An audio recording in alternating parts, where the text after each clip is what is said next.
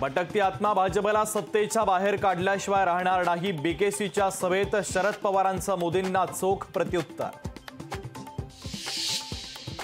विकसित भारत करूनच देश जनतेकडे सोपवणार। 2047 पर्यंत विकसित देशाचं मोदींनी दाखवलं स्वप्न। भावेश बेंडेच्या इगो कंपनीचा दादरमध्ये आणखीन 8 बेकायदा होर्डिंग। महानगरपालिकेकडून होर्डिंग हटवण्याची नोटीस। अविनाश भोसलेंचा मुक्काम जेलमध्येच। आर्थिक गैरव्यवहाराच्या प्रकरणी सुनावणी प्रलंबित। मराठीला अभिजात दर्जा, सैन्य घुसवून ओवेसींसारख्यांचे अड्डे उद्ध्वस्त करा। राज ठाकरेंच्या मोदींकडे बेधडक मागण्या। गांधी कुटुंब नसतं तर देश 5 दशकं पुढे असता। काँग्रेसनं देशाचं 5 दशकं नुकसान केलं। मोदींचा काँग्रेसवर पुन्हा हल्लाबोल। 4 जून नंतर मोदी पंतप्रधान राहणार नाहीत। हुकुमशहाला गाडून टाका, उद्धव ठाकरेंचं मुंबईकरांना आवाहन। इंडिया आघाडीच्या सभेपासून ठाकरेंनी हिंदू शब्द बोलणं सोडलं। बाळासाहेबांची गर्जना उद्धव ठाकरेंनी बंद केली। शिवाजी पार्कातील सभेतून फडणवीसांचा ठाकरेंवर निशाणा। पुणे मुंबई महामार्ग तांत्रिक कामांसाठी शनिवार आणि रविवार 1.5 तासांसाठी बंद राहणार। ब्लॉकच्या दरम्यान वाहतूक जुन्या मार्गाने वळवणार।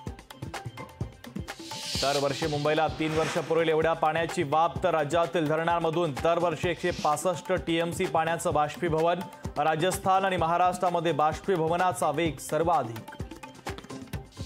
विदर्भासाठी आजपासून पुढचे 2 दिवस येलो अलर्ट जारी। वादळी वारा आणि गारपिटीसह पावसाचा अंदाज। हरियाणामध्ये मोदींना हटवल्याशिवाय हा भटकता आत्मा स्वस्थ बसणार नाही। बीकेसीच्या इंडिया आघाडीच्या सभेतून शरद पवारांचं मोदींना चोख प्रत्युत्तर। सिंचन घोटाळ्यामध्ये अजितदादांची थेट भूमिका नव्हती का? वृत्तपत्राला दिलेल्या मुलाखतीमध्ये फडणवीसांचं विधान तर फडणवीसांच्या क्लीन चिटमुळे अजितदादांचा जीव भांड्यात। 5व्या टप्प्यासाठीच्या प्रचाराच्या तोफा थंडावणार। 12 मतदारसंघात शेवटच्या तासात प्रचाराचा झंझावात। मुंबई उच्च न्यायालयाच्या इमारतीसाठी बीकेसीतील जागेचा ताबा द्या। सर्वोच्च न्यायालयाचे राज्य सरकारला आदेश तर गोरेगावच्या ऐवजी बीकेसी येथील जागा सोयीची असल्याचं कोर्टाकडून स्पष्ट। घाटकोपरच्या दुर्घटनेनंतर हिंगोली शहरातील धोकादायक होर्डिंग हटवण्याचे जिल्हाधिकाऱ्यांचे आदेश तर अनधिकृत आणि धोकादायक होर्डिंगवर जिल्हा प्रशासन कारवाई करणार। राज्यात निवडणूक काळात 48.36 कोटींची अवैध दारू जप्त तर राज्य उत्पादन शुल्क विभागाची कारवाई तर 264 कोटींच्या ड्रगवर देखील कारवाई। राज्यात आजपासून ते 20 मे पर्यंत मद्य विक्रीला बंदी तर मतदान कालावधीमध्ये अनुचित प्रकार टाळण्यासाठी प्रशासनाचा निर्णय।